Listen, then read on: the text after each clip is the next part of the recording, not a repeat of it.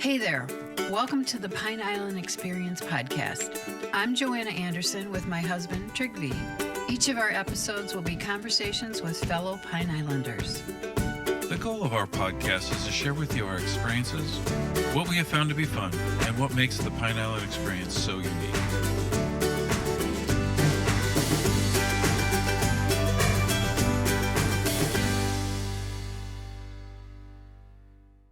Long story short, we love what we do.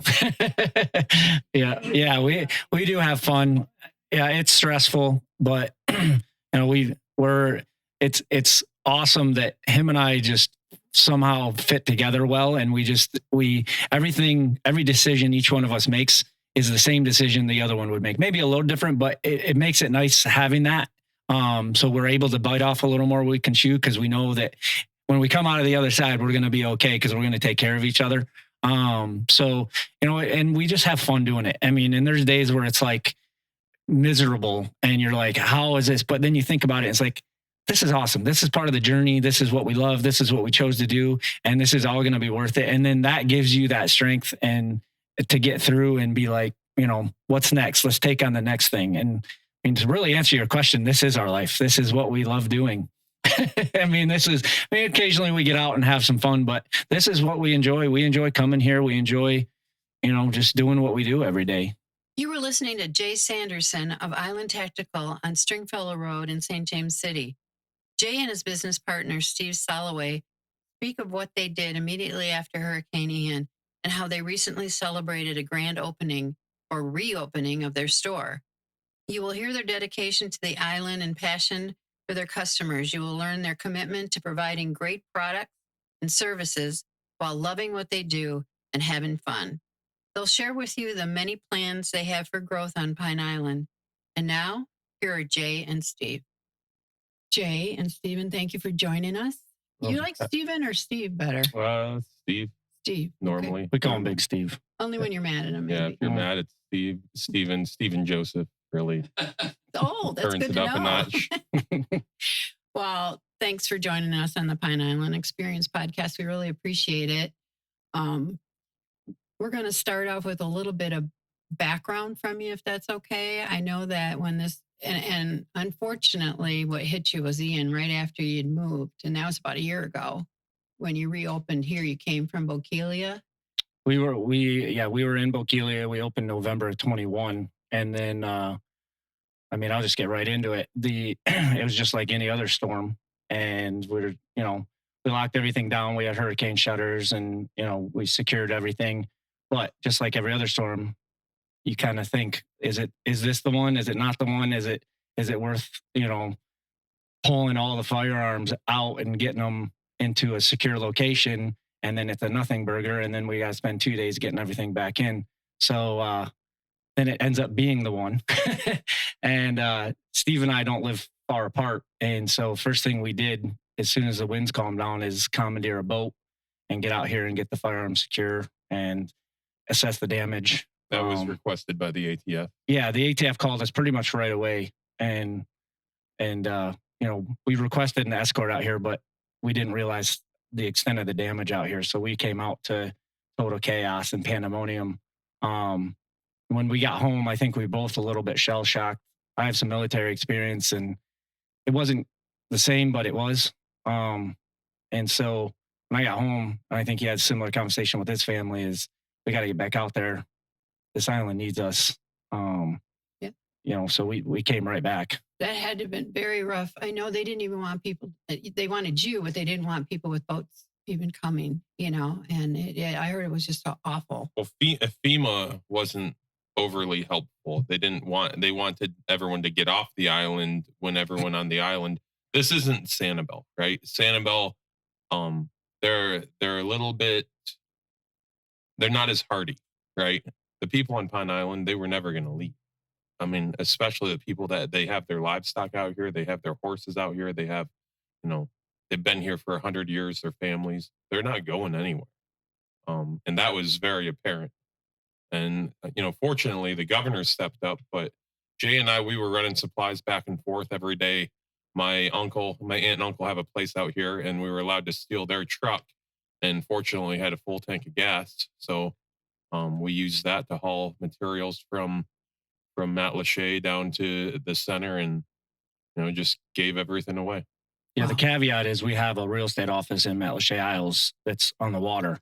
So we were able to utilize the canal system in the back of our office. And then Steve has a great relationship with one of the managers at Publix, and she let us get in there to buy supplies to bring it out. So Before the store was even before open. they So opened the store, Publix really stepped yeah, up to help. Publix stepped up massively. And we got pictures of truckloads, and we turned the old store into it was like a mini mart.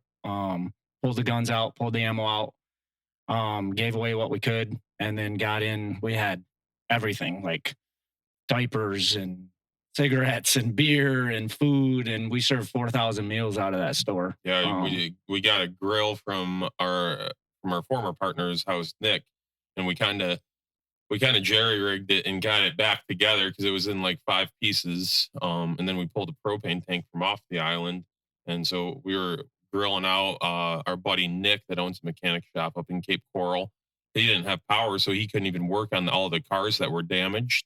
So he's like, well, I might as well come out there. And he ran the grill at the shop for 4 or 5 days, something like that. About a week straight. Yeah. Yeah, everybody really stepped up, didn't they? I mean, Yeah, it was pretty locally. awesome. Yeah. Oh, fabulous. It seems like there was a general misunderstanding of the determination and resilience of Pine Islanders and their desire to immediately begin restorations, which required them to return to the island. Yeah, Yeah. I mean, we weren't ever going to let them tell us we couldn't come out here. And I don't think people really tried to stop us. They were saying, oh, you can't go, it's off limits, it's whatever. We'd get out here, and we know a lot of the law enforcement guys. I can tell you the Mississippi police guys in their airboat, those guys are first class. Yep. Those guys World are class the for shit. sure. Yeah. Oh my gosh. We're on that airboat. It is so loud. It is so fast, and it can go anywhere. Yep. It was those guys were clutch. Yep. Yeah, a lot of people stepped up. It's one of those experiences that, never in a million years would I ever want to lose, our business. We didn't lose the business, but the location essentially. And I would never choose to go through that. But us going through that, I mean, it created bonds, friendships. I consider some of these people I met through that family now. And I didn't know him before, and I feel like I've known him a million years. And, him and I were stuck together 18, 19 hours a day for like probably 6 months, really. And, our wives joke that we see each other more than we see them, which was true. And, those relationships that were gained through that are bonds that can never be broken. So, we say F Ian, but Ian really created a lot of happiness and through the terrible parts of it. But there's so much that came of it that we're proud of. Yeah, we saw that too. Everybody became a lot closer. Yeah, it didn't matter your political affiliation, your race, creed, ethnicity. Nothing mattered after that storm. It was like, where can I get the cold water and where can I get the cold beer? Well, Yeah. and it was people like you with the local businesses that stepped up really, really well, like in the Baptist Church and Mhm. American Legion, Yep. and you could just run in there and get tarp. I Yep. mean, ice. Yeah, Aaron did a phenomenal job down at the American Legion, and him and I have become like brothers. We started the Greater Pine Island Alliance. So Island Tactical and the Legion kind of found their way to each other, and then we were like, we need to make this official. And so we started the Greater Pine Island Alliance, which is the long-term recovery group on Pine Island. So we're in the process of preparing. Readiness is our biggest thing for whatever's next. And so we meet 3 or 4 times a week. This is actually the physical location currently for it because we're in the process of getting another location down the road. But Aaron was phenomenal through all of that. And, and we've watching all of the organizations unite together and, the Matlacha Hookers, unbelievable organization, yeah. and stepped up. And Brian, the unsung hero of all this, and he'll hate me saying his name, but Brian over at Fine Swine, Brian Crowley, holy cow, did he do? He donated food and he donated his property to do fundraisers. And what an amazing guy that I had no idea who he was before the storm. Now I consider him family. Like, it's just unreal what happened. And his barbecue is fire too. Yeah. Yeah. And he cooks pretty good barbecue. The Yeah. only problem with Fine Swine, and I'm going to put it out there, and he knows there's no Miller Lite. at Funny Swell. Uh-oh. And Needs to change that. It's got to be rectified. Well, our first podcast after Ian, we interviewed Joanne Lumbo. She's in our neighborhood, and she was phenomenal. Mhm. She knew how to work the government and help people. Yep. And one of the things she said was what you've done. She said, we need a readiness plan on this island. There wasn't a readiness plan. I'm glad that you put that together. She'll Yep. be happy to hear that. Yep. I've met with her. I mean, I see her by way, and then she's down at the Legion a lot, helping out. But yeah, so Greater the water, Greater Pine Island Water, we meet with them. The fire department's part of that committee. The sheriff's office part of that committee. So it's evolving. We're already here. I mean, hurricane season is 9 days away. So Yeah. we're working hard and diligently to get a plan together. And the biggest thing is communication, which we're very fortunate where we're at.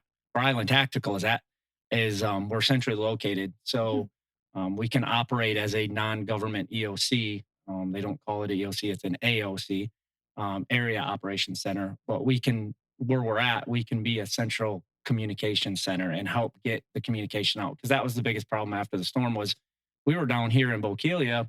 We had food and water and supplies. And I talked to people and they're like, what, you really, we didn't know we could go there to get that. Like, that's crazy. I wish we would have known that. So we have to do a better job of getting the communication out, and we're working on that. And there's some really awesome ideas out there. Well, and where we're at now, and like Kristen Gustin at Millennium Physicians here, she was out here she was out here every day, and she was treating people. She was bringing medicines out here.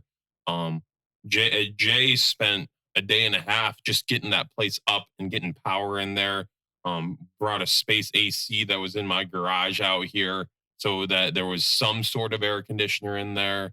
But she really Awesome. stepped up. Yeah. I mean, Our sign that we spray painted right here is still out there. And I dread the day I'm going to have to take it down probably sooner than later, but it's still it says Med Clinic on it. And I cherish that day that we put it up. My father and I did it. And it was just one of those, like, we did it. We put it in the ground. We're like, we're ready for patients. And that was like 12 hours after the winds calmed down, or 24 hours after the winds stitching calmed down. people up that were cut up. And, Oh yeah, we were full triage over there and Wow. full transport. We had his aunt and uncle's SUV that we were transporting people with. We communicated with the fire department and said, "Hey, bring your sick here. We got them. We can take care of them." And then Kristen just ran with it, and it was, I mean, just watching people perform. It was literally, I'm telling you, like a military type experience where you just drop all the BS and you just do your job. Right. And that's what it was. It was awesome. Well, the fire department too. Did they step up? They're awesome people over there. They were patrolling our neighborhood and stopping and saying, not just saying, "Are you okay? Can I carry that for you?" I mean, unbelievable how they helped. Well, Matt Lachey Pine Island Fire Department. So I live one street outside of Matt Lachey in Cape Coral. So my physical address is in Cape Coral. But they couldn't get over the bridge, so they couldn't. The station that is right there that services Matt Lachey, they were out there with chainsaws cutting the trees out of my road so I can get it, so we could just drive down the street, and that's not even their area. They went above and beyond. Everyone did. The police, the fire department, just regular people. It was pretty incredible. I can tell you, Williamson Brothers. I mean, I never want to see them pull up with a dump trailer at my house again, because they dropped off the biggest dump trailer full of water and supplies and bleach and they said, because there's still water, bleach, and supplies in his garage. That's why we're dry. We gave it all to that church. Remember? Oh yeah. That's right. But so they drop off this trailer load, and the guy goes, "It just needs to get out of this truck. I was told to drop it off here." And I'm like, "Oh my God, this is ridiculous." But I mean, I bet they dropped off $20,000 worth of supplies in that trailer. And then we had to boat it. We boated about half of it out here. But once they opened that bridge, then we just loaded it up in the truck and took it to the church, and let them deal with it, get it out of my garage. Yeah.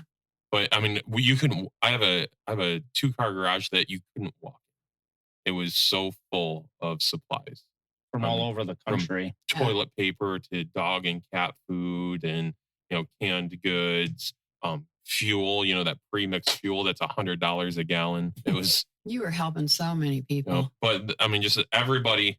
And Jay, he got to know the Williams guys pretty good. Yep. But they, Good dudes. yep, they dropped off. They dropped off more than anyone else. At least at my house. I couldn't believe it. I was going to say, if it's kind of segue to a standard question. So then how did both of you discover Pine Island? And we ask that because if you tell people, or many people, that you live on Pine Island, they have no clue where it's at, even if they live in Florida sometimes. So it's always interesting to figure out how people kind of discovered the island. And then if you can segue into then deciding to set up a business on Pine Island. So for me, I've been coming to Pine Island. This is the first place I ever came in Florida. My grandparents built a condo in Captain's Harbor, in the Bokeelia side, all the way down there by Lazy Flamingo. Okay. So I've been coming down here since I can remember. I think they built their condo in 1983, and that's the year I was born.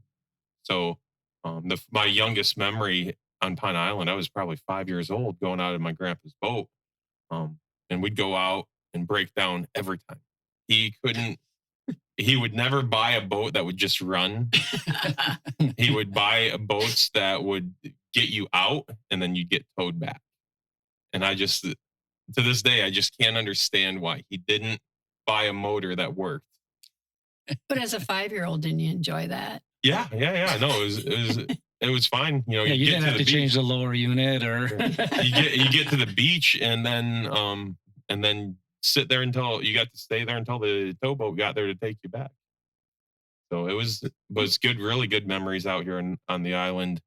And then I moved to Florida officially in 1991, and we lived in Port Charlotte, and then Hurricane Charlie knocked my house down there.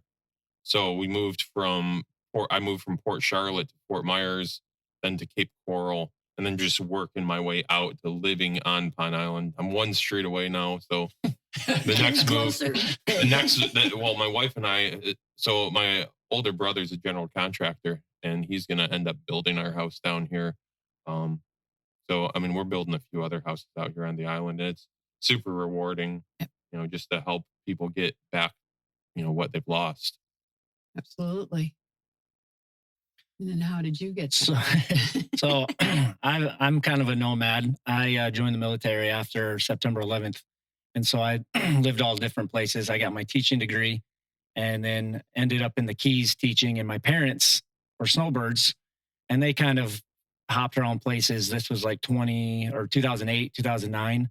And they landed on Jug Creek finally in like 2010. I had a student who had his pilot's license. So he's like, I'll take you up to visit your parents. Cause I didn't know anything about Southwest Florida. I'd only lived in Florida like a year at the time. So we land over at Page Field. My dad picks me up and I'm like, so where do you guys live again? And they're like, Pine Island. I'm like, I Googled that, but it says it's like up in Tampa or something. Like, are we driving to Tampa? And I don't know. So we get out here and I was in awe because I love the island life, but I don't like the super touristy island life. So when we came through Matlacha, I'm like, I just got that feeling. This is my place. This is a place for me. And so they were in Bokeelia. So I stayed with them for a couple of weeks. And then, we went through some downsizing in the teaching industry at the time. And my principal became the deputy superintendent here. And so he calls me, knows that there's might be some layoffs happening in Monroe County and that if I wanted to get ahead of it. And I always had a job in his district. So I said, sure, it's closer to my parents. So he set me up. I ended up being the head boys basketball coach at Ida Baker. And I was a teacher there for a few years and always came to Pine Island, visit my parents and boating and fishing out here and got to know a lot of the guys out here. And they're just, my kind of guys. I grew up on a farm in Michigan. So, I love being out here and just being outdoors. And, flash forward a few years, I ended up getting into real estate and investing and owning my own business. And I'm playing golf with this guy and our former partner who we still are really close friends with, but he owns a business in a foreign country now. So this is tough for him, but we're out playing golf one day and we're just kind of shooting the breeze and we're like, we should open a gun shop. And we're like, yeah, that's a great idea. And like, Pine Island. And so we drove out here. I think it was that day we drove out here. And Well, Nick said, he goes, well, I saw a vacant spot right there on Pine Island Road. Yep. And so I told my wife, I said, hey, you know, Jay and Nick and I are thinking about opening a gun shop. And so I've got a lot of ideas, right? So Me too. Our wives roll their eyes at us a lot. Right? And she goes, okay, honey, go open your gun shop. And so like a week later, I come home and I'm like, babe, we signed the lease on the gun shop. She goes, you did what? I said, I told you that we were going to open a gun shop. She goes, you say a lot of shit. So big ups to Nick. For kind of in the 19th hole when this idea. No, we were. I think we were on like hole 2. Yeah, wow. I mean, I remember this pretty distinctly. The 19th hole starts at hole 1 for us. But then you talked about it for all 18 holes then. Well, a lot of good things happen on the golf course. A lot of bad things also. But yeah, big ups to Nick, our former business partner, because he pushed it through. He really, I mean, we do talk. We have a lot of ideas. Steve and I own a ton of businesses together. It's wild how we've gotten to where we got, and we're stressed to the max sometimes and tired, but it's all for, you know, something to leave our children, really, is what I think we both feel like. But Nick really pressed this through, and he made this happen from the get-go, and doing all the bureaucratic stuff that him and I aren't really that good at. And so he was a big part of starting this and helping with it and getting it going. And so it was a cool journey. It happened fast though. It's unbelievable. It seems like a different lifetime. So what are some of the goals now that you've decided to open the business? Like as you began to imagine what it would be like and so forth, and the services that you wanted to provide, kind of take us through a little bit of that. So I think our short-term goal is to make a profit. There you go. No, so the shop's doing really well, especially in this new location. We're much busier than we were at the old location. Good. So that's a huge blessing. Well, the building is twice the size, right? Yeah, it's twice the size. We have a training room now. Jay is an NRA weapons instructor. So Jay's doing some classes for concealed carry. And you know, just teaching people how to properly maintain their guns after you fire them. This is how you clean it. This is how you safely handle a weapon. I believe starting in September, we're going to start doing defensive tactics classes. So something that's a little bit more advanced. So not just, hey, this is how you handle a gun safely, and this is, you know, how you clean your gun, and this is how, you know, you do all these things. It's going to be another level beyond that, where, you know, if you're ever in a situation where you need to use your firearm, you know, this is best course of action. So that's something that we have in the hopper. We have Liz, which she was a customer here, and now she's a friend. She's got a private range that she lets us use for some training stuff, and she's an NRA weapons instructor as well. So it works out very well, and she's former Army as well. So she's very knowledgeable when it comes to those things, and a huge asset. The big question we get, and people are going to ask, is when is there going to be a range on the island? That was on our list. I knew it was coming. We get it 3 or 4 times a week at least. So we like everyone else want a range. We personally, not personally, but business wise, we need a range because we do gun repair and we do repairs here, and we need to be able to test them and not have to drive to a range to be able to do that or pay somebody else. So having a range would be, you know, extremely beneficial to us. So we are working on it. We were working diligently on it prior to the storm, but as you can imagine, it was awfully expensive to get back to where we're at now. But it is definitely in our long-term plan, and we feel very confident that we're going to figure out a way to get it done. There is some bureaucratic things that need to be done, and it's $500,000. Yeah, and there's a money 2 lanes. So if anybody out there wants shooting lanes will cost us $500,000. Wow. Yeah. So if there's anyone that wants to invest in Island Tactical, come on in. We're welcoming you to come have a conversation to be a part. There have been several people that have tried it out here in various ways and been unable because of the bureaucracy, and there's some red tape. So we're just making sure that our efforts aren't fruitless. Right. So it's important that we do it the right way, and you know, we check all the boxes that you're supposed to check with the government.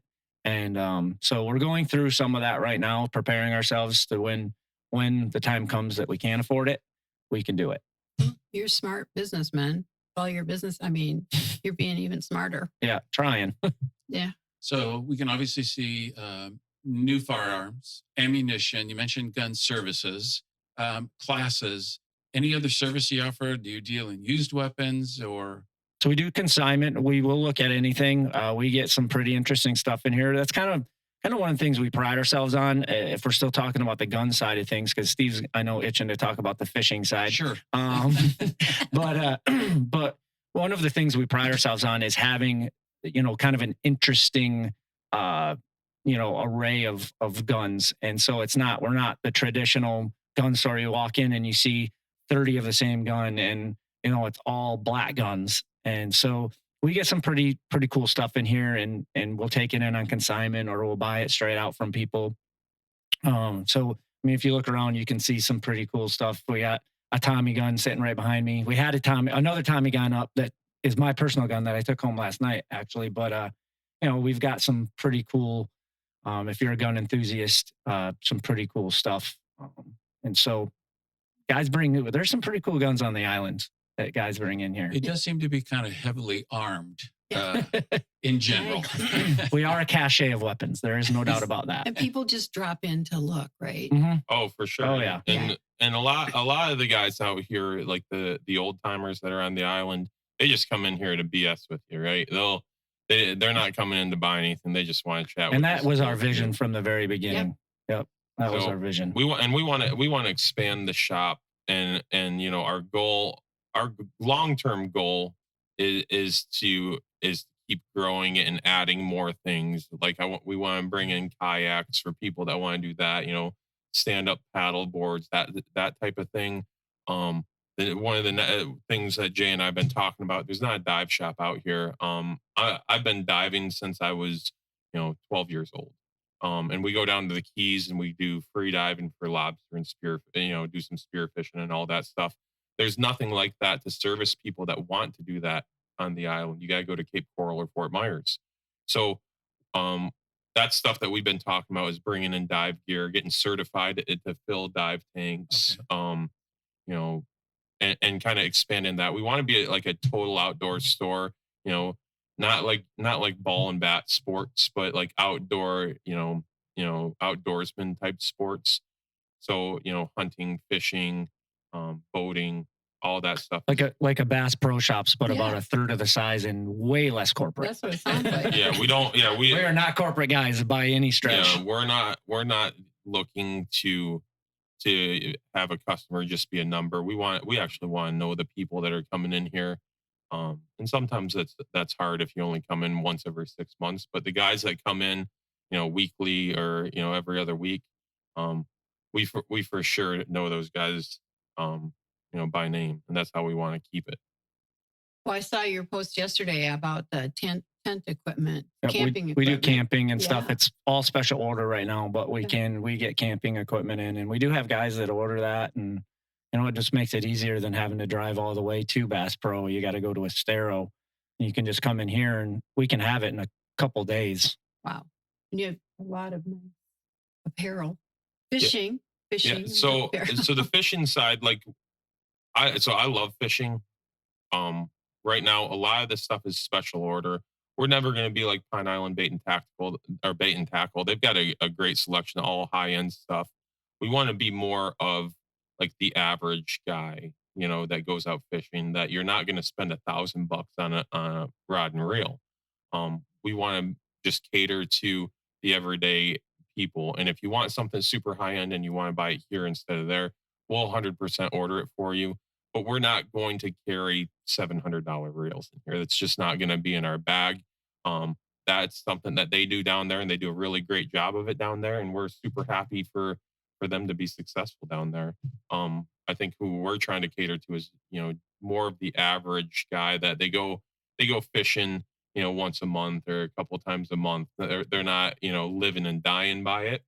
But if you work Monday through Friday and you like to go fishing on Saturday, we'll have that kind of gear, and then we'll see how that side develops. We've talked to a bunch of charter captains that that are going to let us start booking charters for them. So if people want to go offshore fishing, or you want to do an inshore trip, stuff like that, that we can facilitate booking those trips for people. That's something that we're going to have kind of a menu put together in the next couple months that we'll be able to start booking that for people. So if they come in here and they're on vacation and they want to go offshore 50 miles.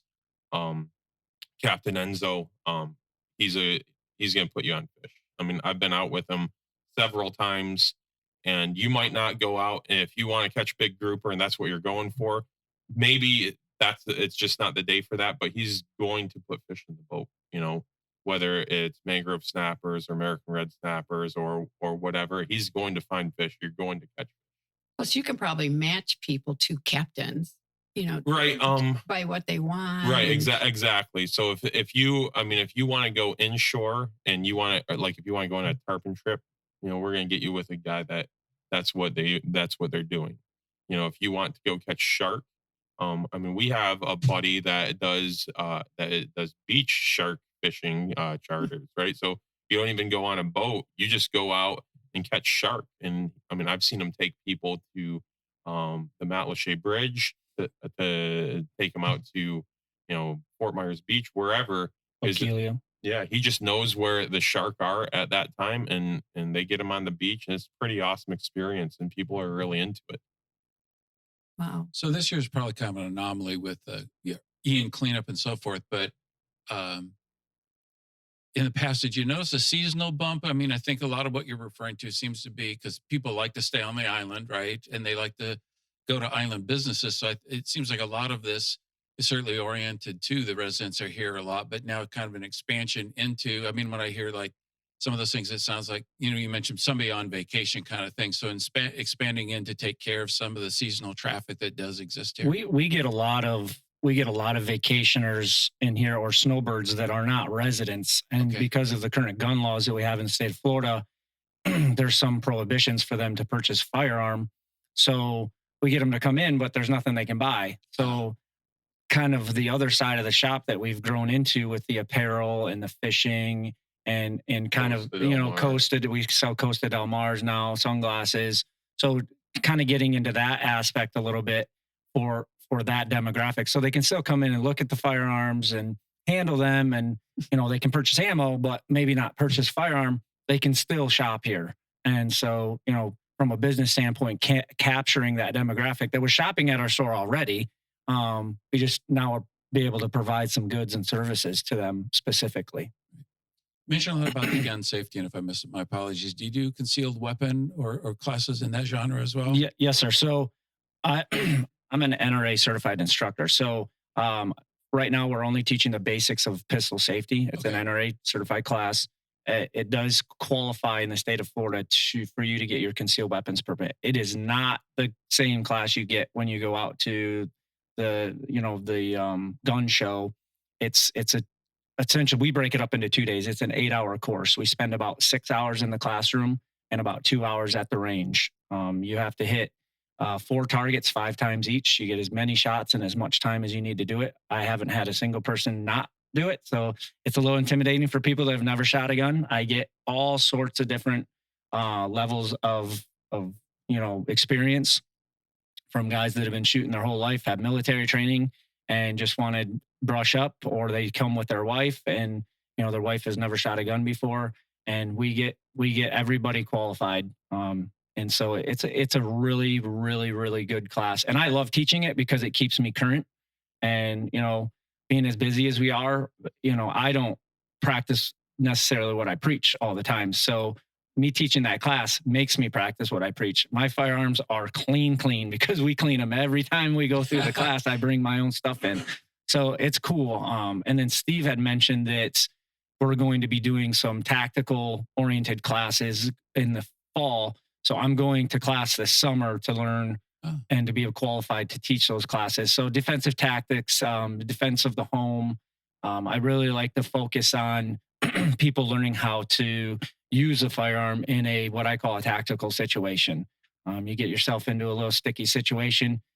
you took the basics of pistol safety. We didn't teach you how to draw a firearm out of a holster. We didn't teach you how to carry it at, wherever you happen to carry it concealed. So that class is specifically for that, is learning how to defend yourself in a concealed situation. And then defense of the home, that's a really good one for like realtors or home inspectors, and obviously homeowners at home. Yes. But a lot a lot of people don't realize that they're in situations that where they need to have some tactical awareness, and they don't. And there's some crazy people out there, and you find yourself alone in a house, and you could be just alone, and someone comes in off the street because they saw you go in. And so just having that awareness, and then knowing what to do if you get yourself into a situation, and just being prepared. And we hope you never have to use it, but you have it if you need it. Yeah, and not to be paranoid, but it seems like 15, 20, 30 years ago, that was kind of a minor concern. Hmm. But it does seem to be a growing concern that what the safety of the home it unfortunately has kind of become a little bit of an oxymoron. And I do think more and more people are concerned about that. But to your point, just buying a gun isn't enough. No, it isn't. I mean, there's still, okay, so we have stand your ground or whatever it's called, but there are still laws around that, or certain situations that you need to understand. And then to your point, it's one thing to be standing at a range and fire a firearm. I think it's completely different when somebody's standing across from you Yep. and threatening you, or threatening your family. And it sounds extremely interesting and valuable as well. Stress is an incredible thing, and it can be a tool or it can work against you. And so, there's no amount of training that's going to prepare you for what you're going to encounter. You just have to accept that. So you have to learn how to deal with that dopamine or that adrenaline dump. And once you learn to deal with that, and that first time at the range, when we go to the range, you can tell when people have never shot a gun before, because that adrenaline dump happens and they're shaking and breathing hard. But that's what we're there for. We help you learn to control the breath, control that, the recoil and your follow through. And then that's the first step. And then, so when you come to that tactics class, you're going to take what you learned in the basics class, and you're going to hear the same things about breathing and breath control and follow through.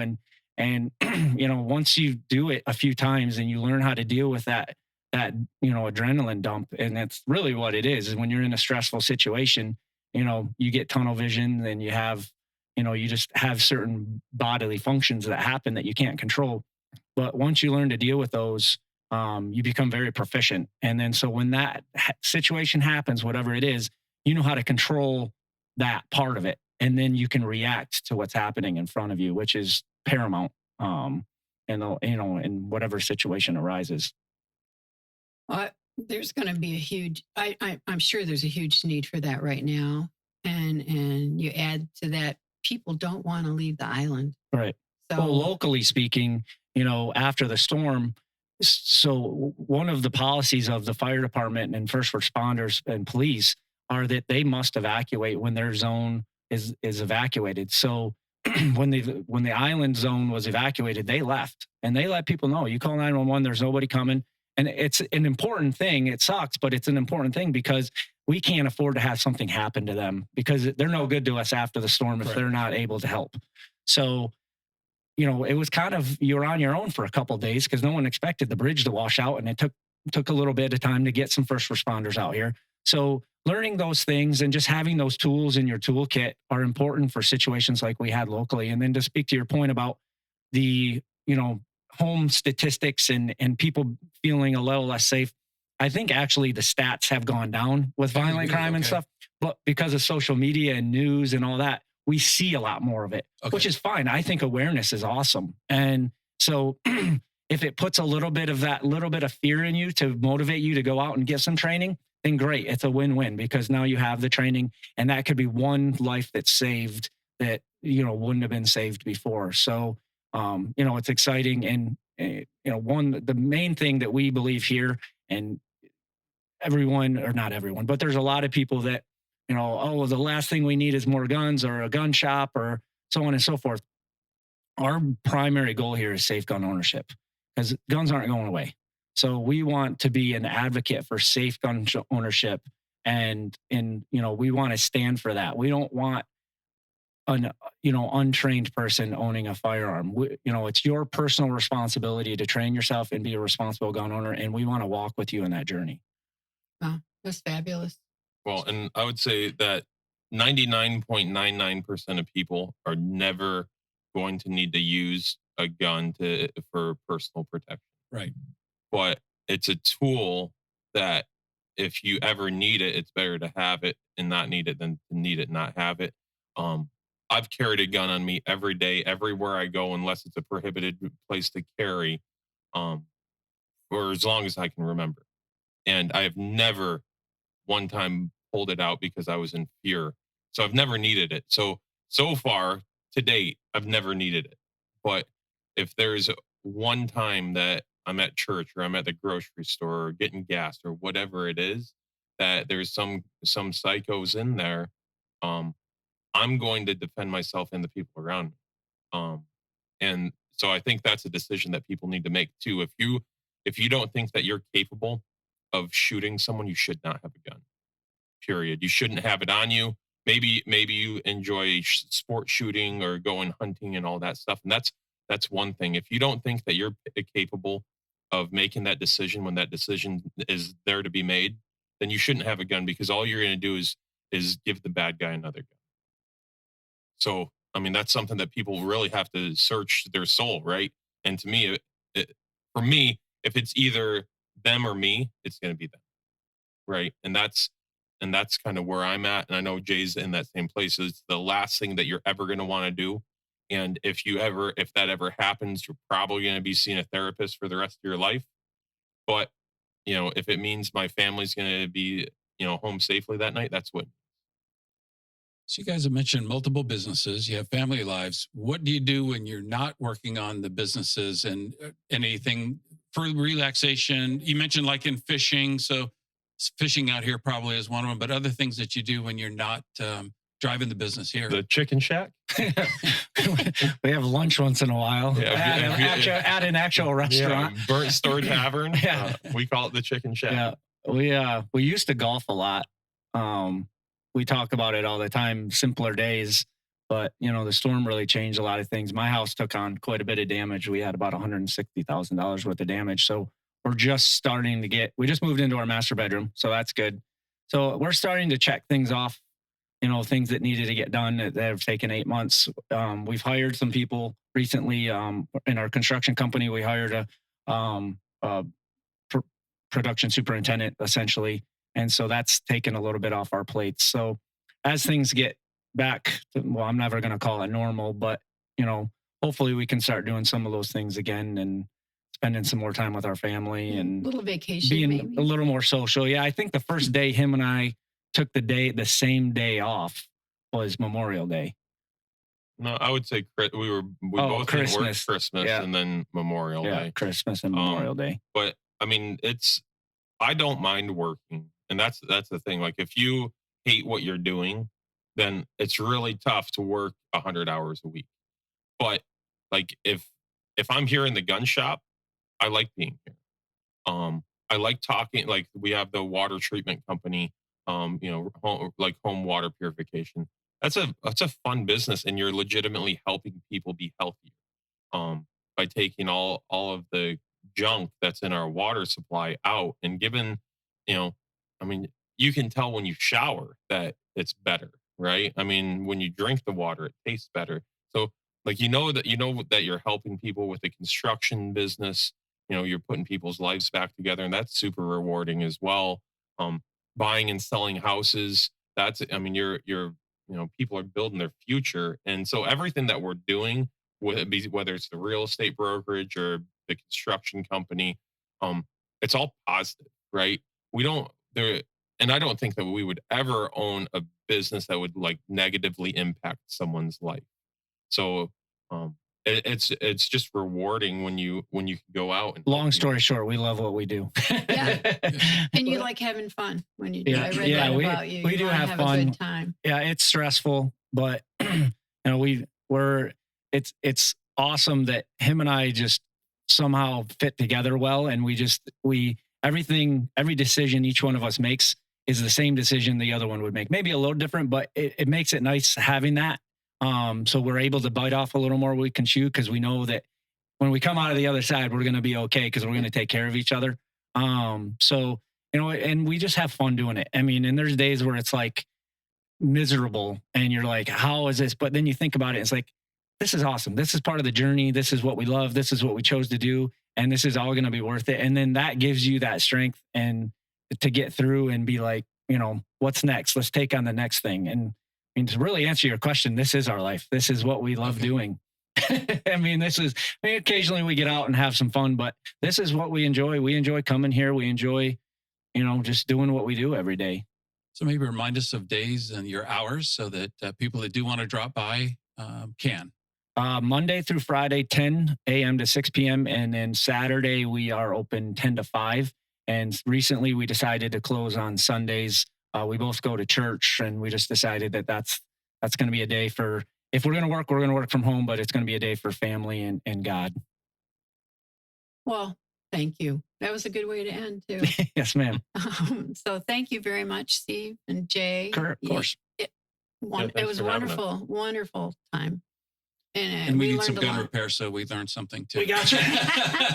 Thanks so much. Thank you, guys. Yep. We hope you enjoyed our Pine Island Experience podcast.